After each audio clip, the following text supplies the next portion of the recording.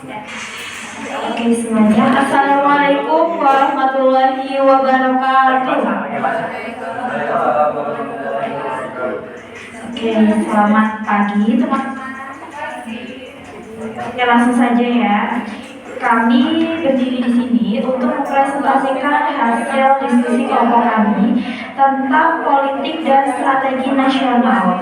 Sebelumnya, perkenalkan, saya Alisa Dwinaya sebagai moderator pada presentasi kali ini dengan NIM akhir 113. Saya Ginza Karyana dengan NIM akhir 147. Saya Wenda Unisa Sabila dengan NIM akhir 118. Saya Bernama Lamin NIM akhir 109.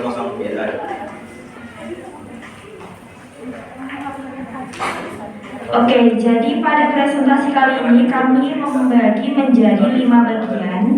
Yang pertama ada pengertian, penyusunan, politik dan strategi nasional dalam pemerintahan, terus implementasi, dan juga yang terakhir ada contoh keberhasilan. Oke, langsung saja. Yang pertama ada pengertian yang akan dibacakan oleh Ginza. Oke. Jadi di sini ada yang tahu nggak pengertian politik itu apa?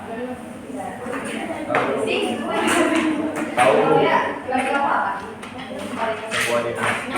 Politik itu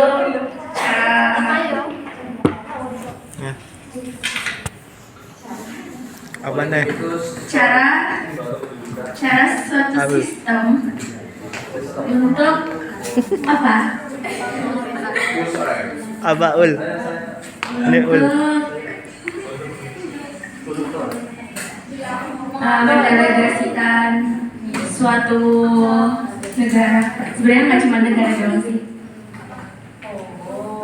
Begitu, kurang lebih. Nah. Ada yang lain mungkin mau menjawab? Januar. Jawabannya, politik menurut saya cara seseorang untuk mempertahankan integritas maupun kekuasaan demokrasi. Ya, betul. Enggak. Oke.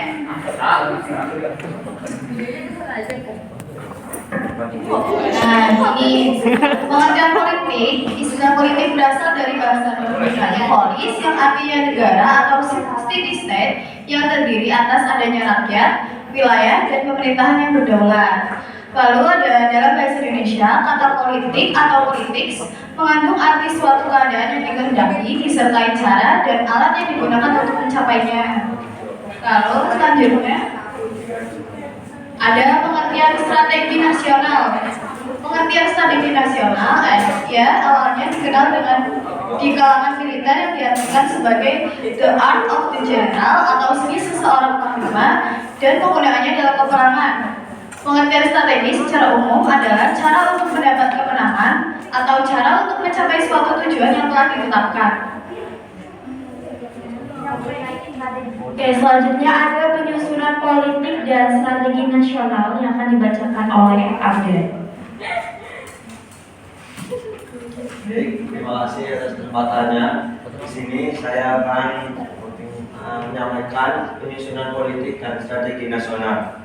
Intinya begini teman-teman, penyusunan politik dan strategi nasional ini dibagi menjadi 2 tingkatan.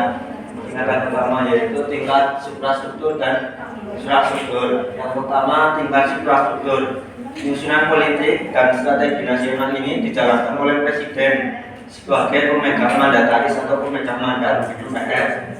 Presiden tersebut memahami dan mengacu pada garis besar haluan negara atau yang disingkat GBHN ya, yang telah ditetapkan oleh MPR untuk menyusun program kabinet. Seperti kemarin Bapak Prabowo sebelum dilantik kan menyusun program kabinet. Ada yang tahu kabinetnya Pak Prabowo? Merah putih ya, kabinetnya merah putih. Nah, program kabinet tersebut merupakan rencana strategis yang akan dijalankan oleh para menteri sebagai pembantu presiden dalam menjalankan pemerintahannya. Ya, itu infrastruktur. Untuk yang kedua, infrastruktur politik. Dalam tingkatan ini, penyusunan politik dan strategi nasional melibatkan tujuan-tujuan yang ingin dicapai oleh berbagai bidang. Contoh bidang politik, sosial budaya, keamanan dan pertahanan. Dalam konteks ini masyarakat berperan sangat penting. Nih garis bawahi, dalam infrastruktur masyarakat berperan sangat penting. Nah, dalam mengontrol jalannya strategi-strategi agar tetap sesuai dengan garis besar haluan negara tersebut atau singkatannya BPHN. Ya, saya ulas kembali. Jadi infrastruktur itu berfokus pada level pemerintahan tertinggi, yaitu presiden dan kabinetnya. Itu infrastruktur. Kalau yang kedua, infrastruktur politik itu melibatkan masyarakat dalam mengawasi atau berpartisipasi dalam menjalankan strategi-strategi tujuan nasional tersebut. Ya, dari saya sampai oleh teman saya selanjutnya. Untuk selanjutnya ada politik dan strategi nasional dalam pemerintahan. Yang pertama ada otonomi daerah. Jadi pengertian otonomi daerah ini adalah kewenangan yang dimiliki pemerintah daerah untuk mengatur dan mengurus kepentingan masyarakat setempat berdasarkan aspirasi masyarakat. Otonomi daerah itu juga dapat diartikan sebagai pemerintahan sendiri.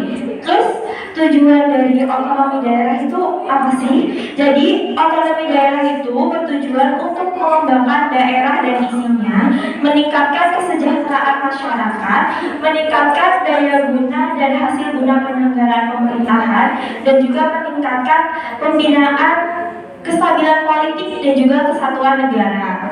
Terus berdasarkan Undang-Undang Nomor 22 Tahun 1999 tentang pemerintahan daerah itu merupakan salah satu wujud politik dan strategi nasional secara teoritis yang memberikan otonomi kepada dua daerah, yaitu otonomi terbatas bagi daerah provinsi dan otonomi luas bagi daerah kabupaten atau kota. Terus kemudian ada perbedaan antara undang-undang yang lama sama undang-undang yang baru, teman-teman. Jadi kalau undang-undang yang lama itu titik pandang kewenangannya dimulai dari pusat atau central government working. Terus yang undang-undang baru itu titik pandang kewenangannya dimulai dari daerah atau local government working. Terus di Indonesia ini kebijakan otonomi daerah itu udah ada sejak zaman kolonial Belanda, itu tahun 1903. Terus teman-teman tahu nggak kalau otonomi daerah itu ada hari yang memperingati? Ada yang tahu nggak kapan hari otonomi daerah? 17 Agustus? Atau kapan? Ada yang tahu? Tidak. Oke, kalau belum ada yang tahu, jadi hari diperingati hari otonomi daerah itu tanggal 25 April, betul.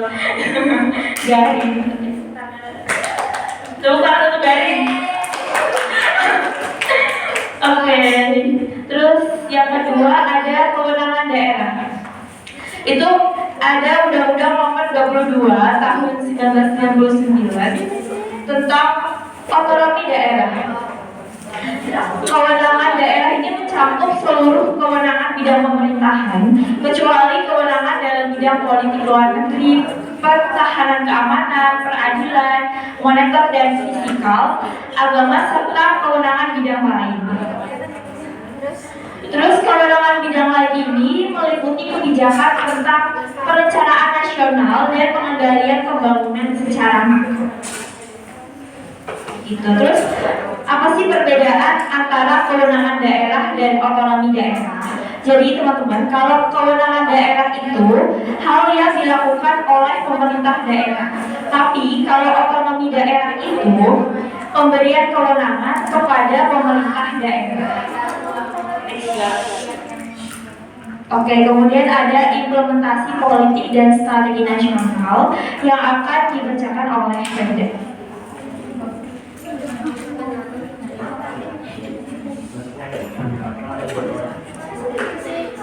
Oke, di sini aku mau jelasin tentang implementasi politik dan strategi nasional. garis-garis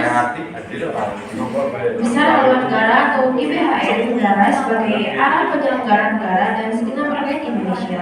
Kaidah pelaksanaannya dibagi menjadi 4, yaitu yang pertama, Presiden menjalankan tugas penyelenggaraan negara berkewajiban untuk mengerahkan semua potensi dan kekuatan pemerintahan dalam melaksanakan dan mengendalikan pembangunan nasional. Yang kedua, DPR, MA, BPK, dan DPA berkewajiban melakukan GBHN atau garis-garis besar haluan negara sesuai dengan fungsi, tugas, dan wewenang berdasarkan Undang-Undang 1945.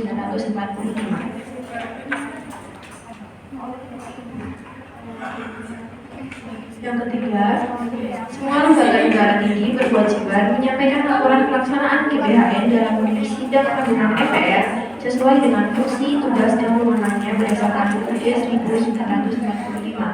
Yang keempat, GBHN dalam pelaksanaan dituangkan dalam program pembangunan negara 5 tahunan yang memuat uraian kebijakan secara rinci dan terstruktur yang secara yuridis ditetapkan oleh Presiden bersama DPR. Dan yang terakhir adalah Propernas atau Program Pembangunan Nasional yang dirinci dalam Rencana Pembangunan Tahunan yang memuat APBN atau Anggaran Pendapatan dan Belanja Negara dan ditetapkan Presiden bersama DPR.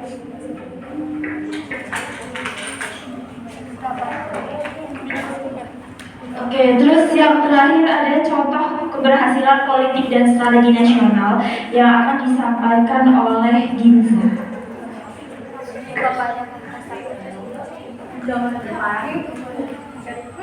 Oke, selanjutnya contoh keberhasilan politik dan strategi nasional. Yang pertama ada reformasi birokrasi, yang kedua pembangunan infrastruktur, yang ketiga desentralisasi. Di reformasi birokrasi, keberhasilannya yaitu peningkatan efisiensi dan efektivitas pemerintahan.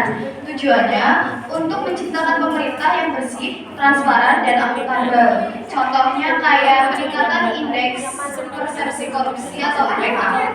Untuk strategi nasional reformasi birokrasi yaitu penerapan roadmap reformasi birokrasi yang tertuang dalam Peraturan Menteri PANRB nomor 3 tahun 2023. Lalu yang kedua ada pembangunan infrastruktur. Apa aja sih keberhasilannya? Yaitu peningkatan konektivitas dan aksesibilitas, mendorong pertumbuhan ekonomi dan membuka lapangan pekerjaan.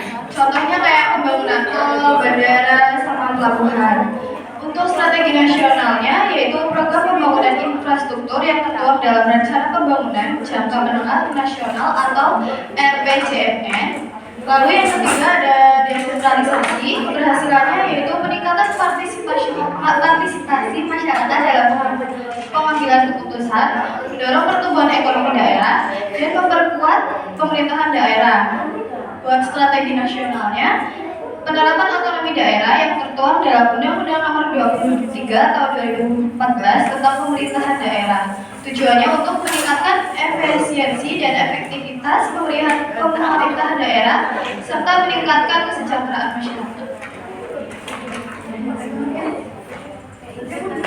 Oke teman-teman, jadi materi kali ini sudah selesai. Sebelumnya apakah ada yang ingin ditanyakan atau yang belum jelas boleh banget disampaikan.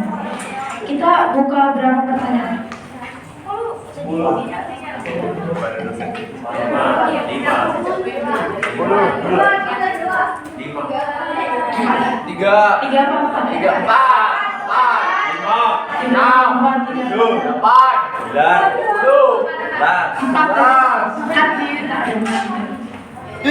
4 ya. Dari mana dulu? Sini dulu. Kalian satu. Belum. Turun dulu. Awal turun dulu. Oke. 1, 2, 3. Sabar. Ulang aja ya. Ulang. Sini dulu dong. Oh ya, Syah. 2 ya, 2 orang ya. 1, 2, 3. Ini. Nanti.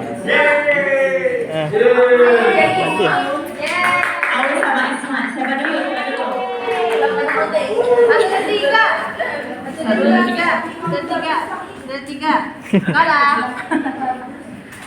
Perkenalkan, saya William Sabila dengan 5 140. Saya akan bertanya bagaimana cara mengatasi ketidakmerataan otonomi daerah yang hanya terpusat atau terkonsentrasi atau berfokus pada sentral otonom. Terima kasih. Udah. Nah, Ismail.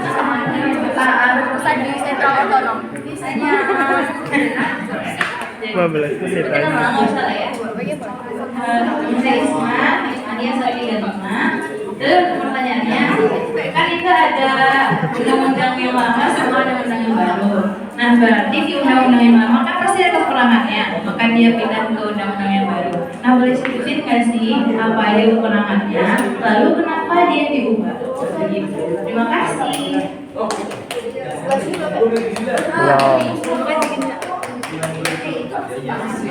Dan yang sebelah kiri ada yang bertanya, boleh ya?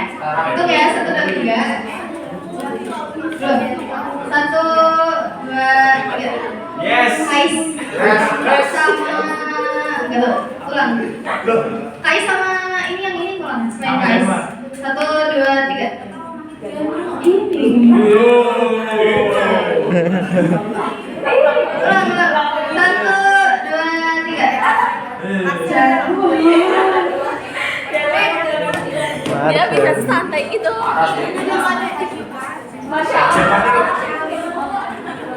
Parah sih. Jangan. Apa?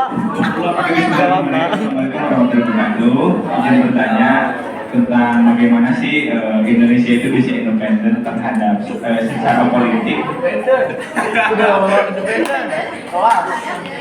Secara politik di tengah maraknya korporat yang semakin besar.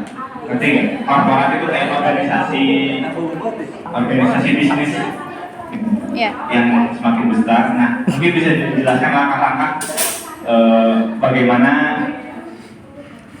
ya langkah-langkahnya bagaimana gitu aja. Baik, langkah bagaimana mengatasinya? Ya, betul. Ya, agar Indonesia itu tidak didikte oleh kepentingan swasta gitu. Tidak Dilemmat itu dikte atau diikuti gitu. oleh Didikte oleh kepentingan swasta. Asus. ya terus ITL ya. yuk Baik, baik saya izin bertanya mengenai pertanyaan yang mengenai penyampaian materi yang ada di depan. Aku boleh lihat slide yang terakhir yang mengenai reformasi birokrasi, desentralisasi sama pembangunan infrastruktur. Nah, oke, tadi ada sedikit menyinggung mengenai presiden sekarang itu Prabowo, yang mana kabinetnya itu merah putih, ya Mas. Oke, kalau dilihat-lihat dari keberhasilan di depan ini, itu ada yang namanya reformasi birokrasi, pembangunan infrastruktur, dan desentralisasi. Yang mana ketiga poin ini saling berkaitan dengan ekonomi, ya Mas. Ya, oke. Kita bisa melihat ke belakang telah terjadi beberapa, mungkin dari sekitar 2005 mungkin 2018 itu terjadi yang namanya inflasi. Ya, inflasi ini yang mana naiknya suatu barang. Jadi ketika naiknya suatu barang itu susah sekali masyarakat untuk membeli barang tersebut. Nah, terus untuk saat ini yaitu ada yang namanya deflasi. Nah, deflasi ini adalah barang yang harganya tetap, tapi masyarakat tidak mampu untuk membelinya. Mungkin kalau misalkan kita mengulas dari kedua belah pihak tersebut, yang paling berbahaya itu deflasi ya. Itu kan kedua ini adalah saling berkaitan dengan yang namanya ekonomi. Apakah dengan gantinya presiden sekarang ini yang presidennya Prabowo dan Mas Gibran, terus dengan kabinetnya merah putih, apakah bisa menstabilkan mengenai inflasi dan deflasi tersebut? Mungkin itu saja. Terima kasih. presiden sekarang dengan kabinet merah putih Udah. merah putih Enggak pernah.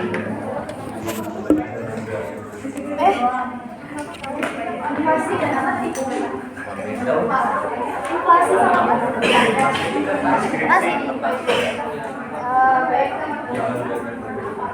teman-teman, di sini kalau saya mau berdiskusi dulu sekitar waktunya mungkin 5 menit.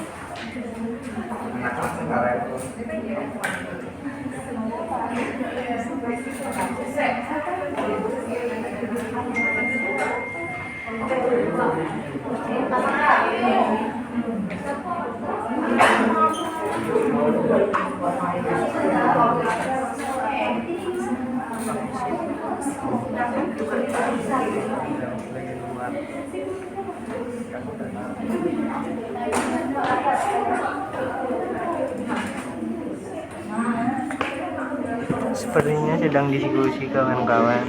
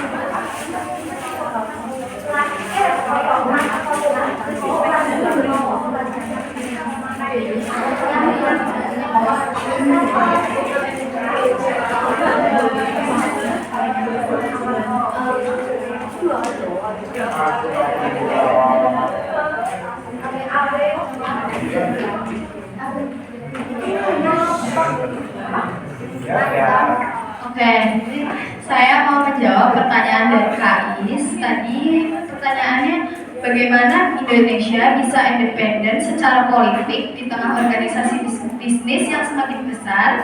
Lalu bagaimana langkah untuk mengatasinya agar Indonesia tidak didikte oleh kepentingan swasta?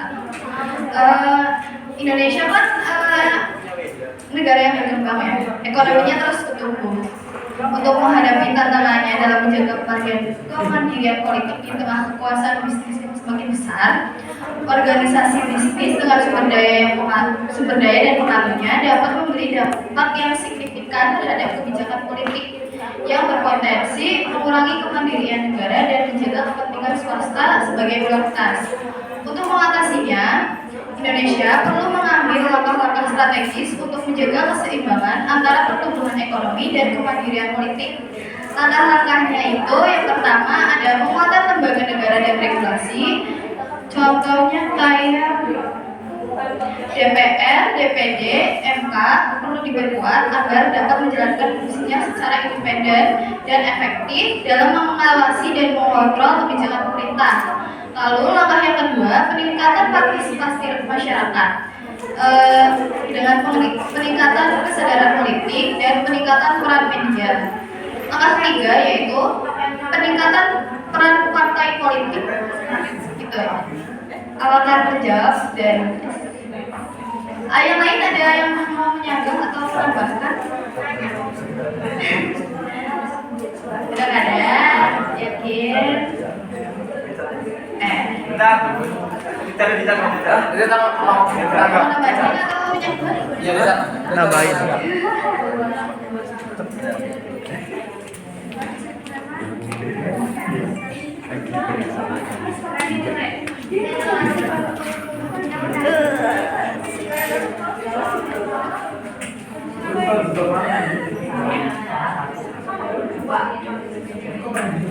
Oke.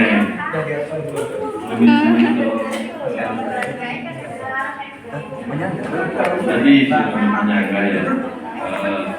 Tadi kan udah jawab sama Kang Winda, terus aku jadi menyangka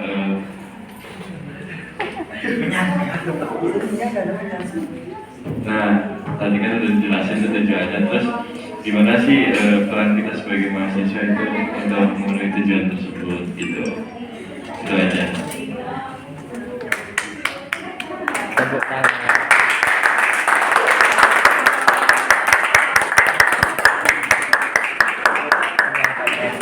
Oke, jadi saya ingin menjawab dari sanggahan dari Richard. Richard. Ya, mahasiswa itu sebagai agen perubahan dan pemikir kritis memiliki potensi besar untuk mendorong transparansi, akuntabilitas, dan kesadaran politik di masyarakat. Contohnya kayak menjadi suara rakyat yang kayak demo-demo, menyalurkan aspirasi rakyat, dan mengawal kepentingan nasional. Seperti itu. Udah? Atau mau ada lagi?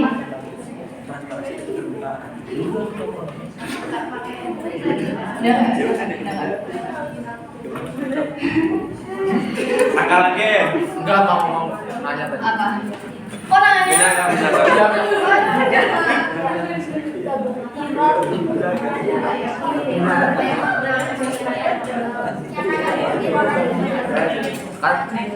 Coba baca ulang yang awal-awal. Coba baca ulang. Mahasiswa sebagai agen perubahan dan pemikir kritis. Bukan yang transparansi akuntabilitas. Oh ya. Ya, itu apa? Transparansi itu kayak mengadakan demonstrasi, seminar, dan diskusi publik untuk mengangkat isu-isu tersebut dan mendorong perubahan.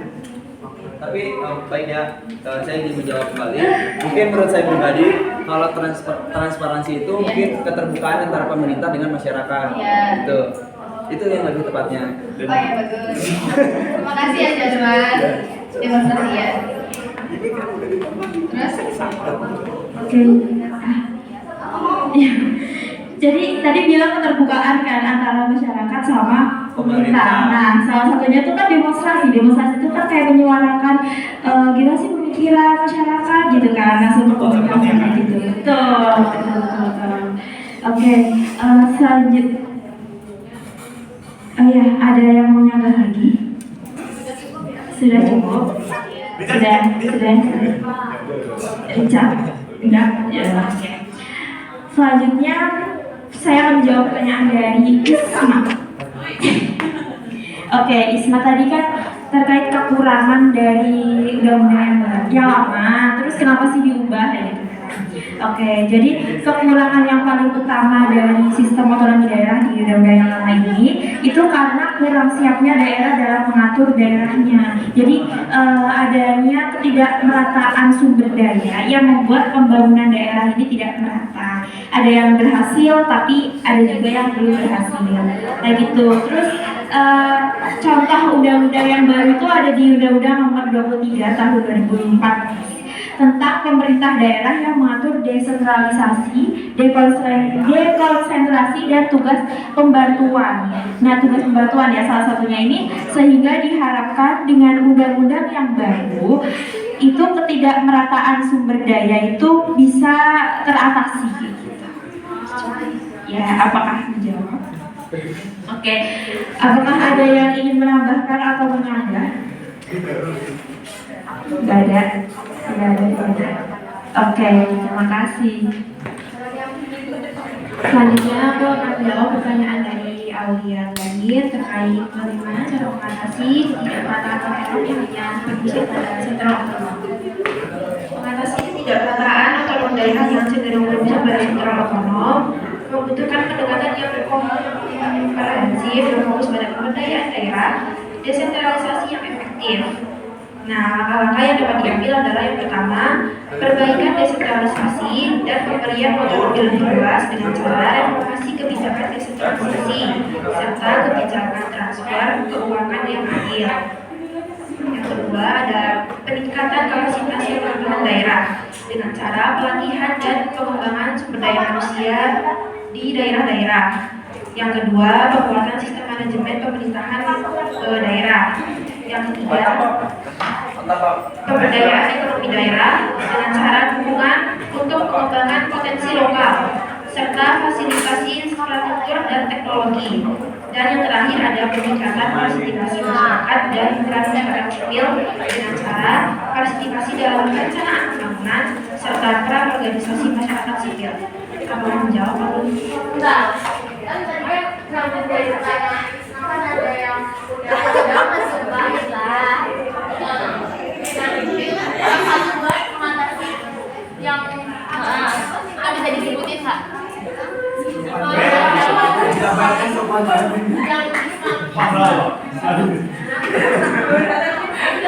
Ada di Undang-Undang Nomor 23 Tahun 2014 ya, tentang pemerintahan daerah yang mengatur desentralisasi, dekonsentrasi dan tugas pembangunan. Iya.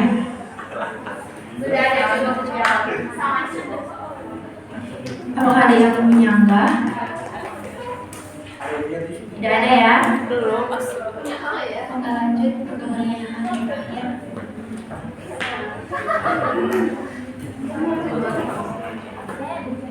Pertanyaan terakhir dari Januar. Tadi pertanyaannya dari contoh keberhasilan politik dan strategi nasional. Kan yang pertama ada reformasi birokrasi, pembangunan infrastruktur, terus yang ketiga desentralisasi.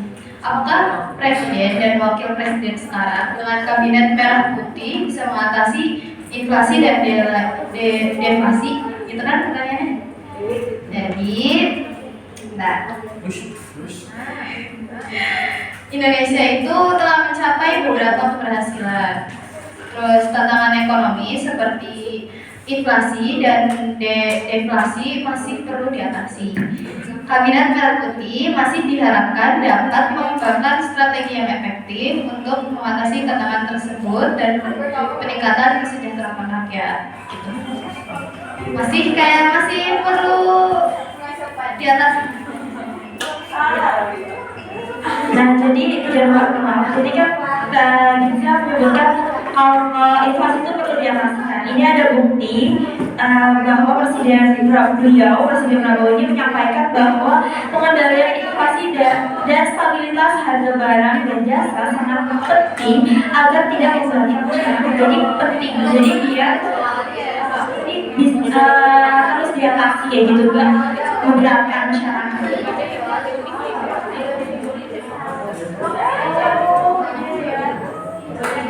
Soalnya belum ada data yang spesifik juga kalau kabinet Merah Putih itu bisa mengatasi hal gitu. Karena belum kan baru jadi presiden. Belum kalian.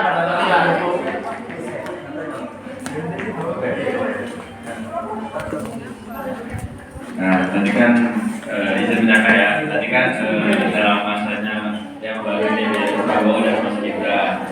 Nah, gimana sih menurut kalian pada masa pemerintahannya Jokowi juga tuh? Ya, kabinet Merah Putih ya. Ya, seperti yang sudah disebutkan Richard tadi, mengulas kembali mengenai ke presiden yang sebelumnya itu Jokowi dan nah itu ya. Ya, seperti kita mengulas kembali bahwa pada masa era beliau gitu, inflasi dan deflasi ini masih terus berlanjut dan terus meningkat gitu ya, tanpa ada yang namanya pencegahan atau mungkin pengurangan. Nah, menurut kalian seperti apa, gimana gitu mengenai hal tersebut? Nah, terus biasanya kan inflasi dan deflasi itu akan menyebabkan kayak impor barang gitu kan. Nah, itu tuh menurut kalian tuh apakah itu efektif atau tidak gitu?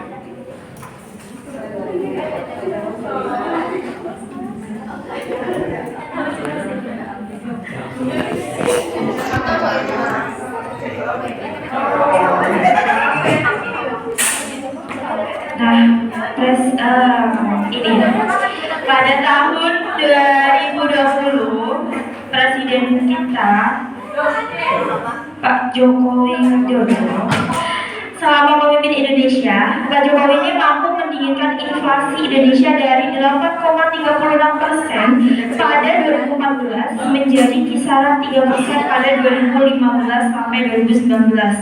Inflasi ini bahkan menyentuh 1,68% pada 2020. Sip, mantap.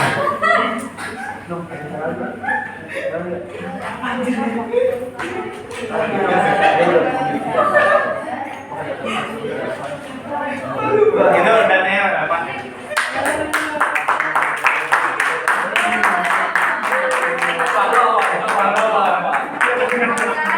Negar berdudut.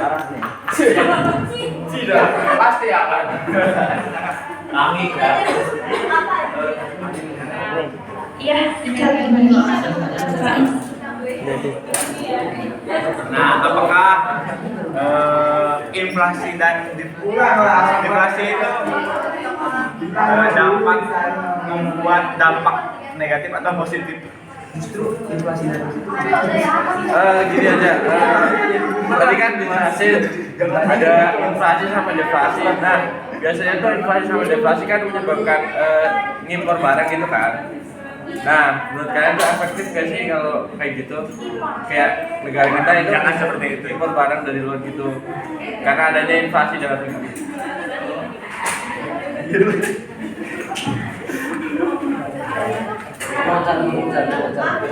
Oke, tadi kan inflasi dan deflasi itu kenaikan harga barang dan permodalan. Terus biasanya kan karena tersebut tuh para masyarakat tuh akan lebih condong untuk mengimpor barang ke ini kan ke luar negeri dari luar negeri. Nah itu kan bikin jadi lunturnya cinta tanah air gitu. Nah menurut kalian tuh karena adanya inflasi ini terus orang-orang pada impor dari luar negeri itu tuh menurut kalian itu hal bagus atau enggak gitu? Sedangkan di Indonesia kan lagi inflasi. Nah untuk menutupi inflasi itu kan biasanya impor barang itu kan. Nah gimana sih? Jadi namanya inflasi itu kan penurunan harga yang Oh, menaikkan Oh, harga. menaikkan harga. Iya. Nah, itu tuh karena hancurnya ekonomi itu bisa menekankan daya beli. Jadi permintaan dan harga barang itu juga gitu. Terus tergantung juga kalau situasi sama faktor yang menyebabkan inflasi itu. Berarti nggak mesti harus impor gitu. Iya, jadi di inflasi kan mengimpor barang bisa efektif dalam batas inflasi jika penyebab inflasi adalah kurang pasokan dan barang impor lebih murah. Tapi kalau misalkan yang tidak efektif itu penyebabnya adalah peningkatan jumlah uang yang beredar, lalu barang impornya itu tidak tersedia. Buat yang deflasinya itu biasanya tidak efektif karena disebabkan oleh penurunan permintaan dan meningkatkan persaingan.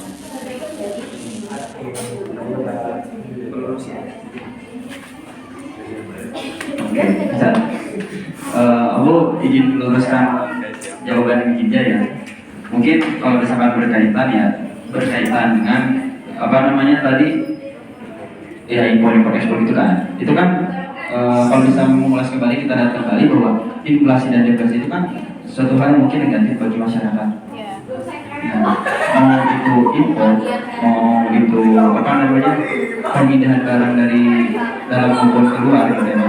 Itu kan masih yang namanya negatif. Jadi seperti apapun kegiatannya, seperti apapun situasinya, kalau inflasi dan deflasi itu ya berdampak negatif. Jadi tidak saling menguntungkan.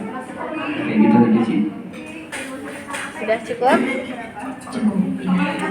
Terima kasih. Jangan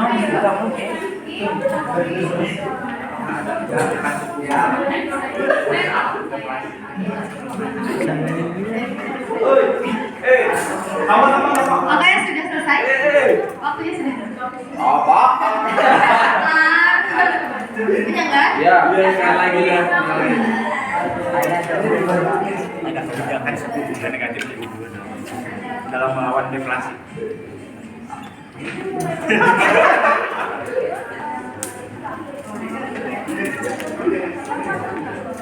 Sebagai mahasiswa. Iya, iya. Kalau ada pembicaraan.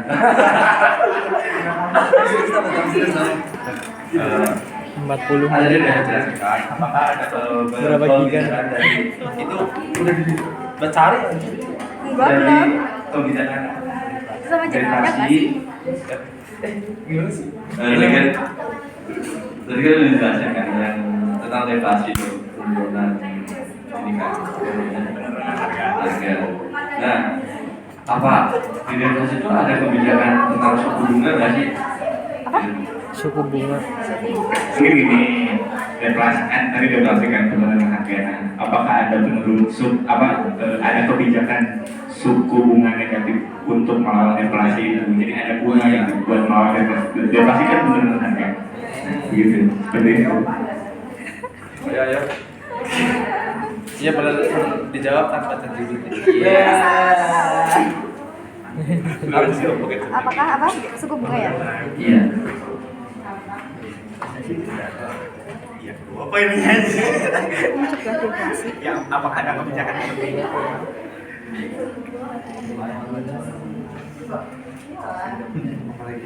Tahu gue.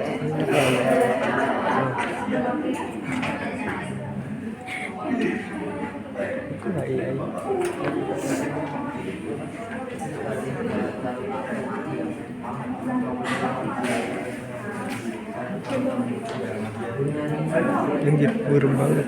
Ada peran suku bunga dalam mencegah deflasi. Kayak yang pertama itu suku bunga rendah. Itu terjadi ketika Bank Sentral akan menurunkan suku bunga untuk mendorong peminjaman dan investasi. Suku bunga yang rendah biasanya biaya peminjamannya itu lebih murah sehingga mendorong perusahaan untuk berinvestasi dan konsumen untuk berbelanja. Lalu yang kedua itu ada kebijakan moneter longgar. Contohnya kayak menurunkan suku bunga merupakan bagian kebijakan yang tujuannya untuk meningkatkan jumlah uang beredar dan mendorong aktivitas ekonomi.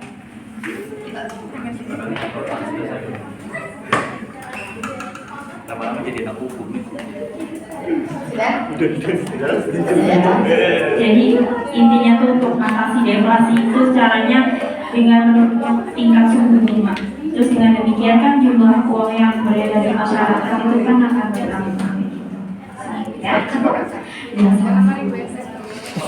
Terus karena sudah tidak ada lagi yang ingin menyangka dan juga waktunya sudah. Oke, kami tutup. Mohon maaf jika ada kesalahan. Wassalamualaikum warahmatullahi wabarakatuh.